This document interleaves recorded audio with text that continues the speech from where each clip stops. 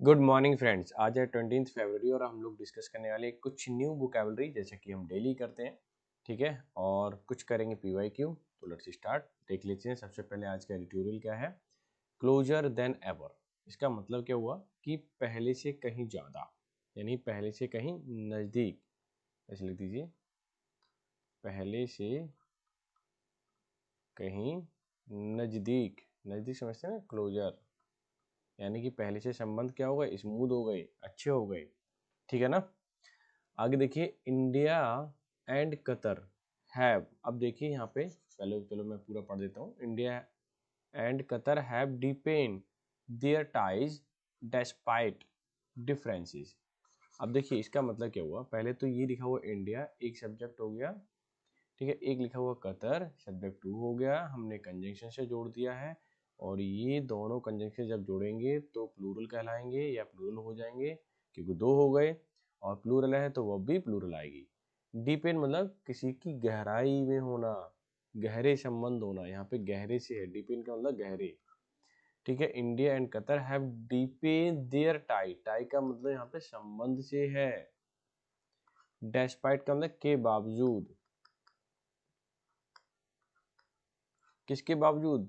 मतभेद के बावजूद। डिफरेंसेस, मतभेद, यानी कि उनके साथ मतभेद तो हैं, फिर भी उनके जो संबंध है वो बहुत ही क्लोज है। क्लोजर देन एवर, यानी कि मोदी जी अभी विजिट करके आए वहाँ पे कतर, तो उनके संबंध जो है और भी ज़्यादा मजबूत हो गए हैं, स्ट्रांग हो गए हैं। किस बेसिस पे स्ट्रांग है? ये सारी चीज़ें इस एडिटोरियल में लिखी हुई हैं। और आपको मैं बता दूं, जितने भी हाईलाइटेड वर्ड हैं ये सब के सब की जो वर्ड है हिंदी, जो एग्जाम के पॉइंट ऑफ व्यू से काफ़ी इंपॉर्टेंट है, वो मैं नेक्स्ट पेज पे लिख रखी है। क्या कहता है? द विजिट ऑफ कतारी अमीर शेख। देखो ध्यान रखना, द विजिट ऑफ कतारी अमीर, यानी कि कतारी अमीर से क्या किया, उन्होंने विजिट किया मोदी जी ने, और कॉमा लगा दिया है। ठीक है, उनका नाम क्या है? कतारी अमीर शेख तमीम बिन हामद अल थानी, पूरा नाम है, ध्यान रखना। ठीक है, ये नेम हो गया, यानी किसी को हम जब डिस्क्राइब करते हैं तो उसके बारे में, फिर उसके कॉमन आगे उसके बारे में लिख सकते हैं। मान लीजिए किसी नेम आ गया, अब नेम क्या है तो उसके बारे में लिख दिया, थोड़ा सा कॉमन लगा दिया, और लिखना है तो और लगा दिया। इस तरह से आप लिखने का तरीका होता है ये। आगे क्या लिखा है? ये इसके अब विजिट के बारे में, जैसे कि ये नाउन हो गया पूरा, जैसे कि यह सब्जेक्ट मान लीजिए द विजिट ऑफ कतारी अमीर। ठीक है, ये इसके बारे में क्या विजिट क्या हुई, कैसी हुई, वो यहाँ पे बताया है। कैसी है? अ डिकेड आफ्टर, यानी 10 साल बाद। His visit, last visit to India, यानी कतारी अमीर की जो विजिट थी इंडिया के अंदर वो 10 साल पहले थी। अब ये सब्जेक्ट सिंगुलर है, द विजिट ऑफ कतारी अमीर। ठीक है, हैज लेड आ रीअफर्मेशन, इसने कर दिया है, प्रेजेंट में है, प्रेजेंट परफेक्ट टेंस में है, लेड टू रीअफर्मेशन मतलब संबंधों को और मजबूत करना, स्ट्रॉन्ग करना, रीअफर्मेशन। ठीक है, of the deep tie between two country, यानी कि इसके विजिट से ही क्या हो गई, दो कंट्री में जो संबंध थे वो और भी सुदृढ़ हो गए। रीअफर्मेशन मतलब सुदृढ़, यानी कि मजबूत, स्ट्रॉन्ग। ठीक है, ज़्यादा शुद्ध हिंदी पे नहीं जाना है हमें, मीनिंग से मतलब है और अंडरस्टैंडिंग से मतलब है। ठीक है, तभी कर पाओगे। While they do not always share the same world view। अब देखो ये क्या करा अगले सेंटेंस में, इन्होंने बोला है कि जबकि, while का मतलब होता है जबकि। while कहाँ यूज होता है? जब दो वर्क, ठीक है, यानी कि वर्क 1 और वर्क 2 दोनों ही साइमल्टेनियसली हो रहे हो, एक ही समय पे हो रहे हैं। कब? Same time. तो हम किसका यूज करते हैं दोनों कनेक्ट करने के लिए? while का। ठीक है, while they do not always, जबकि वे हमेशा, दे का मतलब क्या हुआ? India and Qatar.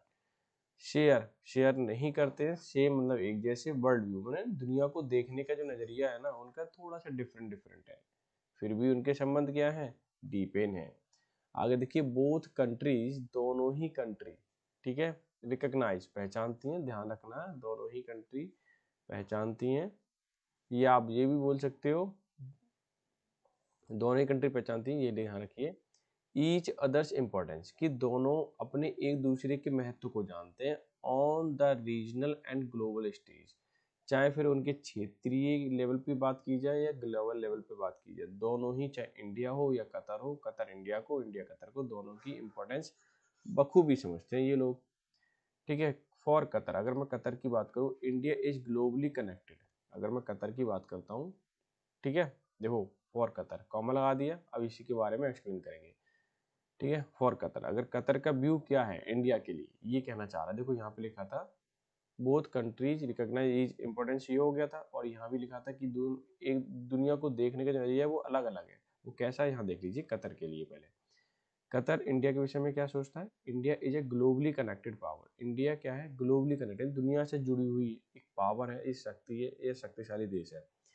मेंटेनिंग, जो मेंटेनिंग करता है अब बैलेंस, यानी बैलेंस को with all players in the West Asian region including, यानी कि सारे देश, जितने भी पावरफुल देश हैं इसके क्षेत्र में, इंडिया के क्षेत्र में, उन सब से एक मेंटेन करता है बैलेंस, यानी कि सामंजस्य को स्थापित करता है इंडिया। ऐसा कतर सोचता है, वास्तव में ठीक बात है ये। जिसमें शामिल कौन कौन से, उन वेस्ट एशियन कंट्री में जैसे सऊदी अरेबिया इंपॉर्टेंट देश है, यूएई इंपॉर्टेंट है, ईरान, इजराइल, ये सब इंपॉर्टेंट है इंडिया के लिए। ठीक है, इसलिए इंडिया क्या करता है, बैलेंस बना के रखता है। ऐसा कौन सोचता है, कतर, यानी फॉर कतर का व्यू वही है। आगे देख लेते हैं। फॉर या इंडियन और एक्सपेट्रिएट का मतलब यहाँ से जो जाने वाले बाहर लोग रहते हैं ना, उनकी बात हो रही है, प्रवासी लोग। एक्सपेट्रिएट्स आर ऑफन सीन, कि इंडियन एक्सपेट्रिएट, यानी कि जो भारतीय प्रवासी लोग हैं उनको देखा जाता है, ठीक है, ये पैसिव स्ट्रक्चर ध्यान रखना, as backbone of Qatari economy activity, यानी कि कतारी इकोनॉमी एक्टिविटी जो भी है, ये कतार के जो जीडीपी है उसमें इंडियन प्रवासी जो लोग हैं उनको एक बैकबोन के रूप में देखा जाता है, रीढ़ की हड्डी के रूप में, यानी कि इंडियन लोगों का काफी योगदान है कतारी इकोनॉमिक एक्टिविटी में या उसकी जीडीपी में। क्लियर हो गया। ठीक है, ये पैसिव स्ट्रक्चर है, ध्यान रखना। जब भी पैसे पहचानते कैसे हैं, आपके साथ हेल्पिंग वर्ब के साथ क्या दे रखी होगी, बी3 दे रखी होगी, ये सबसे मेन पहचान है, ध्यान रखना। मैं हेल्पिंग वर्ब लिख देता हूँ। क्लियर है। अच्छा, ये हो गया क्लियर। आगे देखिए, फॉर इंडिया, अब इंडिया का व्यू क्या है कतर के लिए। Qatar is a gulf power, Qatar क्या है, एक गल्फ पावरफुल देश है। A huge source of remittance and partner with major geostrategic role, कि इंडिया का और कतर का एक बहुत बड़ा सोर्स है किस चीज का, रिमिटेंस। रिमिटेंस का मतलब भुगतान करना, पैसे देना, क्यों, वहां से ऑयल वगैरह आता है। ठीक है, and partner with major geostrategic role, और पार्टनर है, हिस्सेदार है। ठीक है, मेजर मतलब बड़े बड़े, जियो स्ट्रेटजिक, स्ट्रेटजी बनाने में, रोल प्ले करने में, ये सब। और क्या चीज़ है, तो आप देखिए और क्या सोचता है इंडिया कतर के बारे में। कतर ऑल्सो प्रोवाइड्स, ये प्रेजेंट इंडेफिनिट टेंस में लिखा हुआ है, ध्यान रखना। कतर क्या करता है, प्रोवाइड कराता है 45% ऑफ इंडियाज LNG नीड्स। ठीक है, ये होगा लिक्विड नेचुरल गैस प्रोवाइड कौन कराता है इंडिया के लिए, 45% तो कतर ही प्रोवाइड कराता है, तो वैसे भी इंपॉर्टेंट हो गया। ठीक है, ये प्रेजेंट इंडेफिनिट में लिखा हुआ टेंस है, ये ध्यान रखना, कतर ऑल्सो प्रोवाइड। क्लियर हो गया यहाँ तक। बिच, अब ये बिच एक रिलेटिव प्रोनाउन है, और रिलेटिव प्रोनाउन किसके लिए आया है, नीड्स के लिए आया है। नीड्स किस चीज़ की नीड्स, LNG की नीड्स। बिच मेक्स अप, मेक्स अप मतलब पूरा करती है, अबाउट लगभग आधा, और bilateral trade 15 million between two countries, यानी दो देशों के बीच, इंडिया और कतर के बीच लगभग जो 45% LNG कहाँ से आता है, कतर से आता है। ये चीज़ जो पूरा करती है इंडिया के जो बायलेटरल बिजनेस होता है, द्वितरफा, बायलेटरल मतलब द्वितरफा, बाई जब भी है वो इसका मतलब होता है दो, रूट वर्ड है ये, लेटर मतलब तरफ, यानी दो तरफा जो बिजनेस होता है 15 बिलियन डॉलर का होता है, जिसमें से लगभग 45% जो LNG आती है वो, ठीक है, वो किसका बिजनेस है, इसी का ही LNG का बिजनेस है, 15 बिलियन डॉलर का। क्लियर, लगभग आधा, यानी 30 लगभग बिलियन डॉलर का बिजनेस होता है इंडिया और कतर के बीच में। ठीक है, बहुत ही सिंपल था, मेक्स लिखा हुआ है, प्रेजेंट है, तो अगर मैं बात करूं LNG के लिए आया है आपका मेक्स अप, ठीक है, पूरा करता है, वो वाई है। यहाँ तक हो गया। अब देखिए वाइल, मैं इसे थोड़ा सा हाईलाइट करता हूँ तो ज़्यादा बेटर रहेगा, ठीक है। विजिबल होगा, थोड़ा सा आज मुझे छोटा करना पड़ा इसलिए ऐसा हो रहा है। अब इस सेंटेंस को मैं यहाँ तक हाईलाइट कर देता हूँ, ये देखिए।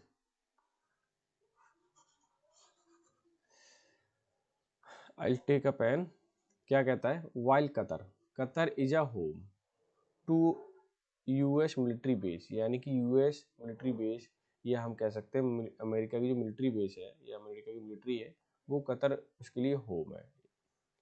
बिच हाउसेज, ठीक है, यानी कि बिच फिर से रिलेटिव प्रोनाउन है, किसके लिए, मिलिट्री बेस के लिए आया है, ठीक है। और ये सिंगुलर है मिलिट्री बेस, इसलिए आपकी हेल्पिंग वर्ब यहाँ पे जो भी लगेगी वो सिंगुलर रहेगी, ध्यान रखना है। देखिए ये बिच हाउस, अभी तो इसके बारे में एक्सप्लेन कर रहा है, यानी while Qatar is home to US military base, which houses, जिसके जो हाउसेज है, ठीक है।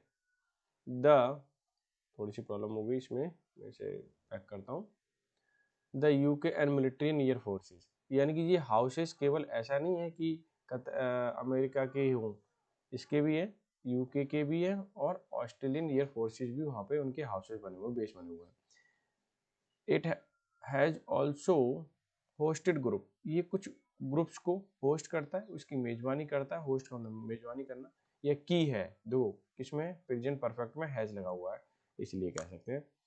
Hosted groups such as, Hamas की बात करें, एंड तालिबान्स की बात करें, and maintains tie with regional militia groups, और जो रीजनल ग्रुप्स हैं उनके, ठीक है, उन सबको क्या करता है, वो होस्ट करता है कतर, ठीक है। यानी कि अगर हम बात करें इसके रीजनल लेवल पे तो ये अच्छी खासी क्या करता है, बैलेंस बना के रखता है सब देशों के बीच में, जैसे कि इंडिया। अच्छा, अब ये सेंटेंस थोड़ा सा आप इसे देखिए, मैं इसे हाईलाइट कर देता हूँ, यहाँ पहन लेता हूँ। इन इट्स रिसेंट डिसीजन, इसका एक रिसेंट डिसीजन था, टू ब्रॉडन, ब्रॉडन को मतलब फैलाना, बड़ा करना, इट्स एंगेजमेंट, ये इट्स है ना, सॉरी इट्स, ठीक है, ये पजेसिव केस है, यहाँ भी पजेसिव केस, ध्यान रखना। बहुत से लोग क्या करते हैं, इट को ऐसे लिख देते हैं, इट्स, देखो ये एब्रिविएशन है किस चीज़ का, इट इज का, और अगर आप ऐसे लिख रहे हैं केवल ऐसे तो ये पजेसिव केस है, ठीक है। ये चीज़ ध्यान रखना है आप, गलती ना होने पाए पेपर टाइम में। आगे बोला इन्होंने कि इन द रिसेंट डिसीजन, जो हाल फिलहाल के डिसीजन है, ब्रॉडन इट्स एंगेजमेंट, की एंगेजमेंट को बढ़ाना है विद तालिबान रिजीम इन अफगानिस्तान में, क्यों, तालिबान तो अफगानिस्तान में, हमास लोग कहाँ पे है, आपके इजराइल गाजा, ठीक है। Narendra Modi government has lean on, जबकि नरेंद्र मोदी गवर्नमेंट जो है, ये अपनी गवर्नमेंट है, उन्होंने लीन किया किसके, यहाँ झुके, या उनका झुकाव रहा ऑन कतारी लीडरशिप के साथ रहा, ठीक है। जबकि कतर ने थोड़ा सा झुकाव उधर भी दे दिया तालिबान लोगों के साथ अफगानिस्तान में, लेकिन इंडिया ने किसके साथ दिया, कतारी लीडरशिप के साथ दिया। इन एडिशनल, एडिशनल जब भी बढ़ाया इसका मतलब और अतिरिक्त, यानी कि जो अभी जानकारी दी है इसके अलावा और अतिरिक्त जानकारी क्या है वो देखिए। द कतारी अमीर डिसीजन, कतारी अमीर का डिसीजन था टू पार्डन, पार्डन मतलब माफ़ी मांगना, किस चीज़ के लिए, या माफ़ी देना भी होता है, ठीक है। 8 former Indian naval personal, personal मतलब अधिकारी या ऑफिशियल्स, कि भाई माफ़ करने वाली जो 8 अधिकारी थे, पर्सनल थे, ठीक है, इंडिया के, इंडियन नेवल के, नेवी के, तो उनकी माफ़ी रिपोर्टेडली, रिपोर्टेडली मतलब लिखित रूप में रिपोर्ट किया, बताया गया, एक्यूज ऑफ स्पाइंग, यानी कि ये सब के सब के कॉमन लगा हुआ है, इसी के बारे में बात कर दी। वो एक्यूज है स्पाइंग के, स्पाइंग का मतलब किसी को जैसे कि चोरी छिपी जानकारी देना, ये सब। And handed the death sentence, और उन्हें डेथ सेंटेंस दिया गया था 2023 में, हैज, ठीक है।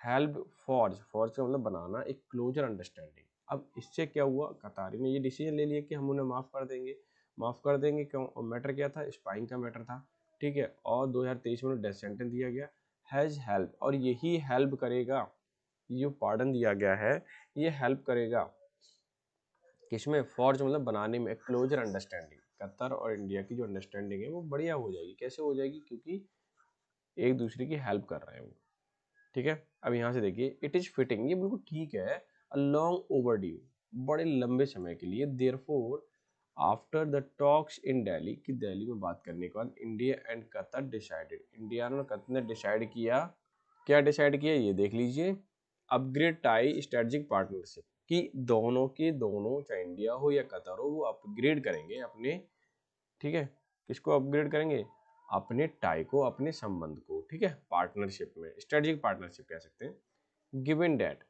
ठीक है, ध्यान रखना, गिवन डैट, ये मैं थोड़ा सा इसे रब करता हूँ। गिवन डेट, ऐसा दिया गया कि India already has static partnership sign with Gulf Cooperation Council including UAE, Saudi Arabia, Oman, Kuwait. ऐसा पहले से ही विदित है या बताया गया है कि इंडिया की जो पार्टनरशिप है, स्ट्रेटेजिक पार्टनरशिप, जिसमें साइन किए गए हैं एमओयू पर गल्फ कंट्री, जिसमें कोऑपरेशन काउंसिल, ठीक है, काउंसिल इंक्लूडिंग, जिसमें इंक्लूड है UAE, Saudi Arabia, Oman and Kuwait, ये सारे देश के साथ उनकी क्या है, पार्टनरशिप है इंडिया की, ठीक है, ये पहले से ही मालूम है। दे ऑल्सो साइन, उन्होंने साइन किए, पास्ट इंडेफिनिट टेंस से, ध्यान रखना, दोनों कंट्री की बात चल रही है, इंडिया और कतर की। डबल टैक्सेशन अवॉइडेंस, की डबल टैक्स लगता था जब बिजनेस करते थे, सामान जाता था, ठीक है, उसको अवॉइड करने के लिए साइन किए गए, ठीक है, अवॉइडेंस एग्रीमेंट पे साइन हुए। एंड एमओयू, ठीक है, MOU in areas including sport and youth affairs, ठीक है, और एमओयू पे साइन हुए, ठीक है, मेमोरेंडम किस पे, ये कुछ एरियाज हैं जैसे कि स्पोर्ट्स में है और यूथ अफेयर है लोगों के लिए, ठीक है, तो ये चीज़ें जो है इन पे भी साइन किए गए, लोगों की सुविधाओं के लिए कुछ नई नई चीज़ें की गई हैं। आगे देखिए, दे एग्रीड, ये दोनों ही देश एग्री हुए, पास्ट इंडेफिनिट टेंस है। डबल बाइलेटरल ट्रेड, कि इनका जो बाइलेटरल ट्रेड है लगभग $30 बिलियन का, उसको डबल करेंगे 2030 तक, ठीक है।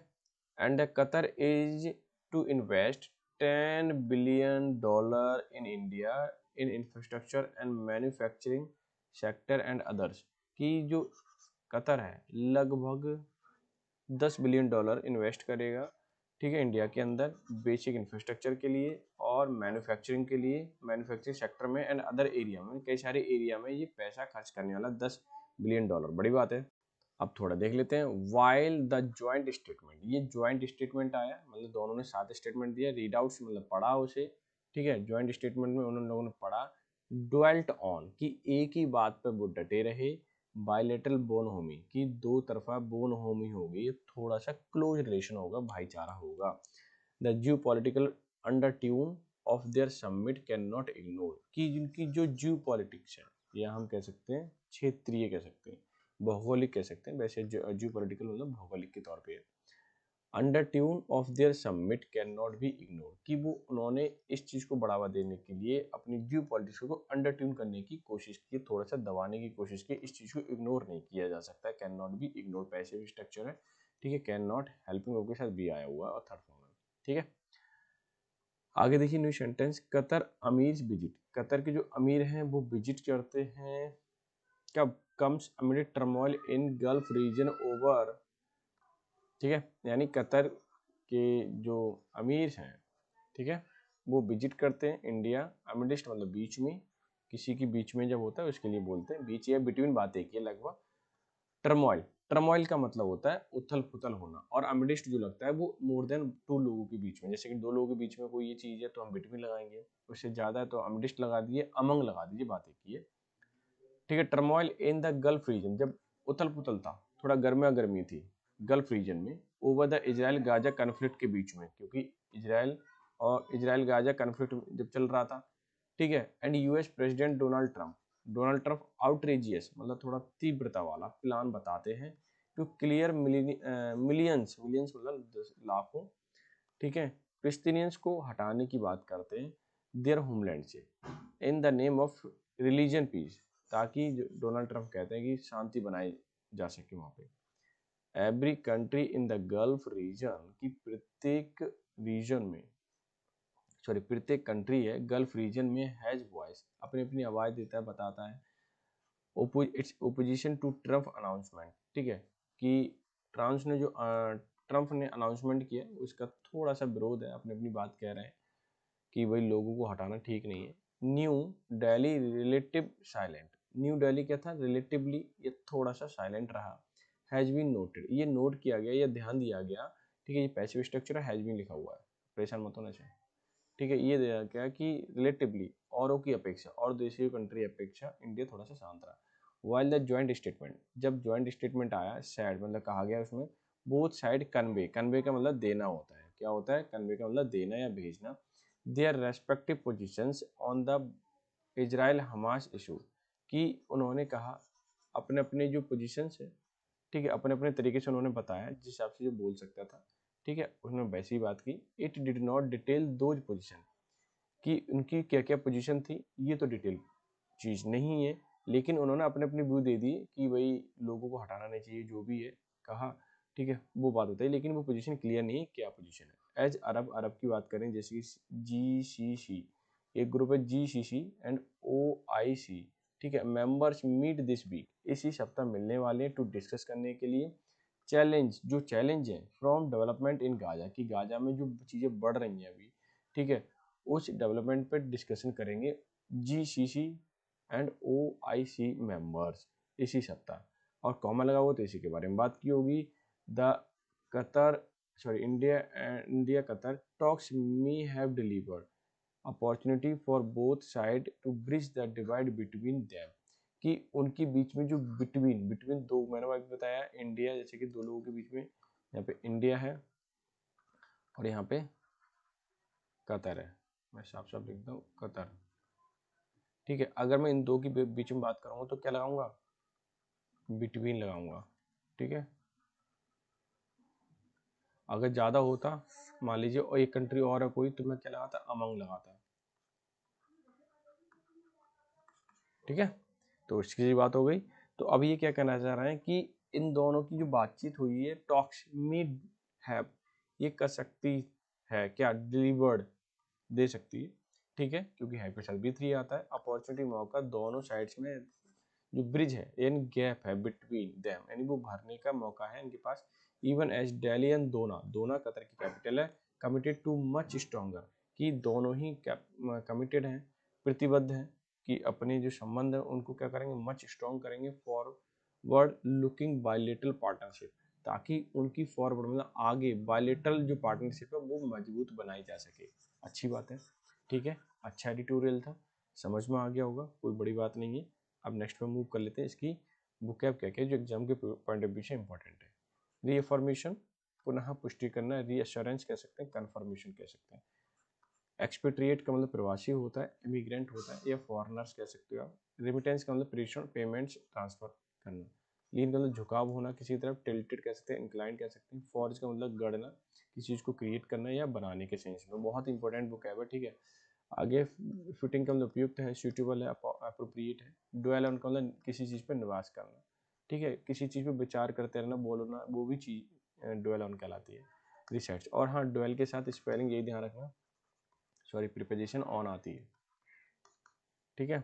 बोनहोमी का मतलब मिलनसारिता, फ्रेंडशिप या फ्रेंडलीनेस, ठीक है। जेनियलिटी ध्यान रखना, बहुत अच्छा वर्ड है जेनियलिटी, फ्रेंड, और ये तो बोनीहोमी ज़्यादा पूछा जाता है एग्जाम में।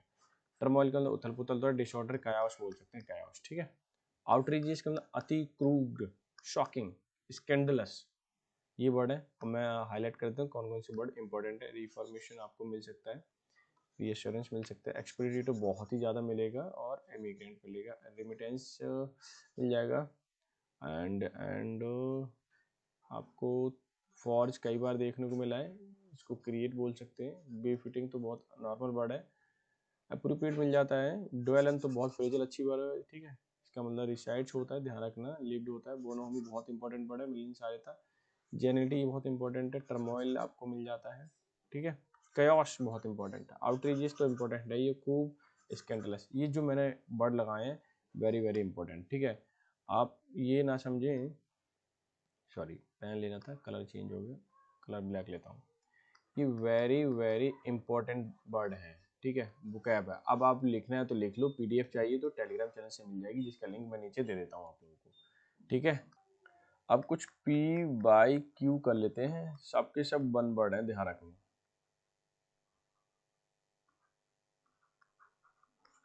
बहुत ही इम्पोर्टेंट है और मैं लगभग 1000 क्वेश्चंस में लेके आ रहा हूँ, जिसमें मैंने एक वीडियो अपलोड कर दी है और मैं इसकी पूरी की पूरी 1 वर्ड की प्लेलिस्ट अलग ही बना दूंगा।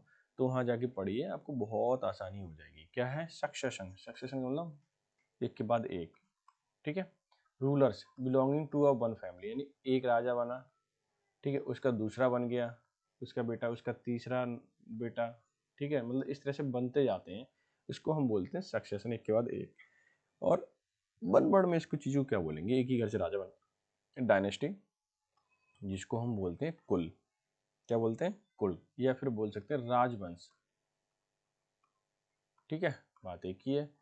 लीनियज का क्या मतलब होता है? लीनियज का मतलब वंशावली, बात एक ही है, वंशावली, ठीक है, लगभग सिमिलर है। आंसर आपको देना है, ना दे पाओ तो मैं बता दूंगा। एंसेस्टर का मतलब होता है पूर्वज। क्या हो जाए? पूर्वज।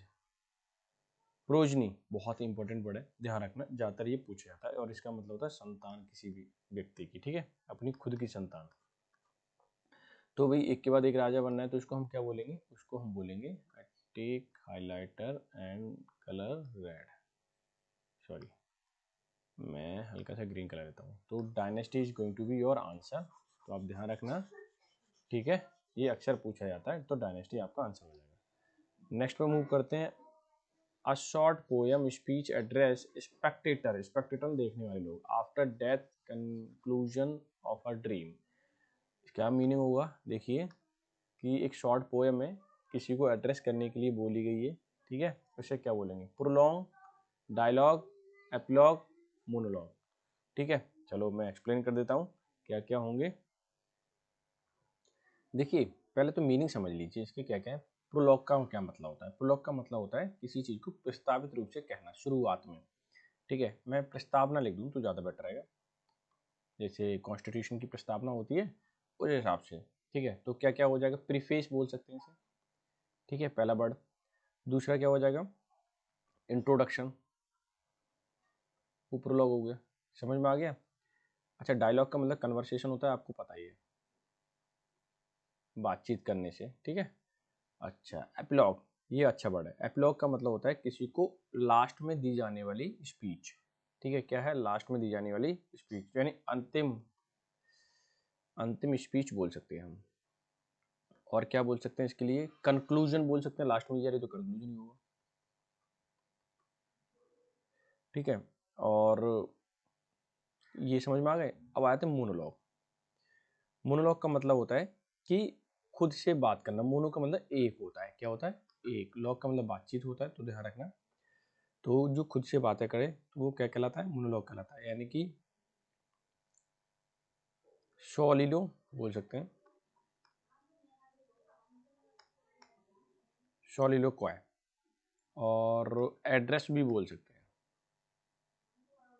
क्या बोल सकते हैं? एड्रेस, यानी किसी को एड्रेस कर रहा है, यानी खुद से बोले जा रहा है, बोले जा रहा है, तो किसी को, किसी के बारे में तो बोल रहा होगा, ठीक है, वो चीज़। तो आंसर की अगर मैं बात करूं तो क्या हो जाएगा? मोनोलॉग हो जाएगा, ठीक है ना। लेकिन इसमें थोड़ा सा ग्लिच है अभी भी। क्या है वो समझने की आप कोशिश कीजिए। हम मोनोलॉग को आंसर नहीं कर सकते। अच्छा, क्यों नहीं कर सकते? एपिलॉग, इसमें एक वर्ड आया है पोयम, तो पोयम एक एपिलॉग होती है, ठीक है, ये बात ध्यान रखना।